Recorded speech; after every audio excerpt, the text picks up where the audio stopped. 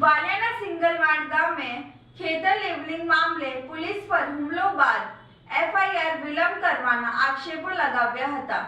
સુરતના વરાછા રોડ ઉપર સીમાડા નાકા સ્થિત નટવરનગર ખાતે રહેતા પ્રફુલ્લ ભગવાન કથરોટિયાની વાલિયા તાલુકાના સિંગલવાન ગામે ભાગીદારીમાં જમીન આવેલ છે, જેમાં ગત તારીખ 26 મેના રોજ જમીન લેવલિંગની કામગીરી ચાલી રહી હતી। જે કામગીરી સાંજના સમયે પૂર્ણ થતાં તેઓ પોતાના મિત્ર હસમુખભાઈ સાથે ઘરે જવા નીકળ્યા હતા। તે સમય દરમિયાન ગામની પ્રાથમિક શાળા પાસેથી પસાર થતા હતા। તે સમયે 150 જેટલા મહિલા પુરુષોનું ટોળું ભેગું થઈ ગયેલ અને આ જમીન ગામની છે, કોઈની માલિકીની નથી, તેમ છતાં તમે જમીનમાં ગામના આગેવાનોને પૂછ્યા વિના કે જાણ કર્યા વિના કેમ લેવલિંગ કરો છો કહી ઝઘડો કર્યો હતો।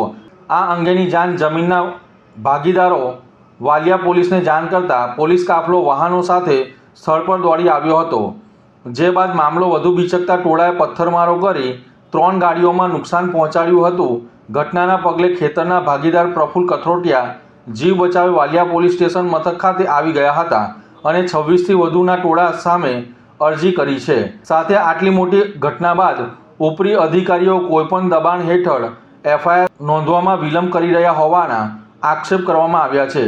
સાથે જમીનના ભાગીદારને મારી નાખવાની કોશિશ કરનાર તત્વો સામે પગલાં ભરવામાં આવે તેવી માંગ કરવામાં આવી છે। ઘટના મોજે સિંગલવાન તાલુકો વાલિયા જિલ્લો ભરૂચ ને અમારી ખેતીની જમીન છે, જે અમે ખેતીની જમીન લેવલિંગ કરતા હતા અને લેવલિંગ કરતા સમયે અમે સાંજે 4 વાગે લોકો ભેગા થવા માંડ્યા એટલે પોલીસને જાણ કરી એટલે પોલીસ આવી અને એવું લાગ્યું કે આમાં આપણે શાંતિપૂર્ણ નીકળી જાય એટલે પોલીસની વાન આગળ રાખી અને અમે પાછળ નીકળ્યા તો લોકોએ પોલીસની વાનને ઘેરીને અમને ઘેરી અને પથ્થરમારો કર્યો તો અમે અમારી જીવ બચાવીને ભાગી આવ્યા અને પોલીસ સ્ટાફે એને સમજાવવા ઘણી કોશિશ કરી અને પોલીસની ગાડીને પણ આગળ પાછળના બંને કાચ તોડી નાખ્યા છે અને અમારી બંને ગાડીઓના કાચ બી તોડી નાખ્યા છે અને ગાડીમાં ઘણું નુકસાન કર્યું છે। અમે અમારો જીવ બચાવી અને ભાગીને પોલીસ સ્ટેશન આવ્યા છીએ અને હાલ અમારી ગાડી વાલિયા પોલીસ સ્ટેશનમાં પડેલી છે। કેટલા પોલીસ કર્મીઓને અને કોને વાગ્યું છે?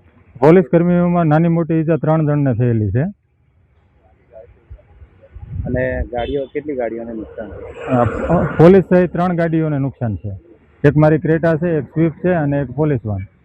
તમારા અને પોલીસ પર પથરાવ થયો, હા, વાહનોમાં નુકસાન થયું, હા, હજી પણ પોલીસ એક્શન નથી લીધું, તો એવા આક્ષેપ છે, શું કહેશો એ વિશે? હા, હજી પણ આજે 26 તારીખે બનાવ બન્યો છે, આજે 28 તારીખે હજી પણ અમારી એફઆઈઆર નોંધાણી નથી, તો કોઈ પણ દબાવ હેઠળ આવી અને અધિકારીઓ આ એક્શન લેતા નથી।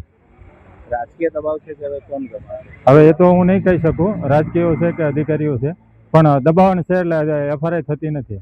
હજી હાલ અમને એમ કહે છે તમે અરજી આપો। શું માંગ છે તમારી? અમારી માંગ એ છે કે અમને જે લોકો મારી નાખવાની જે ધમકી આપે છે એ લોકો માથે કાયદેસરની કાર્યવાહી થાય। કેટલા વર્ષથી ઇસ્યુ ચાલે છે? 1 વર્ષથી ઇસ્યુ ચાલે છે।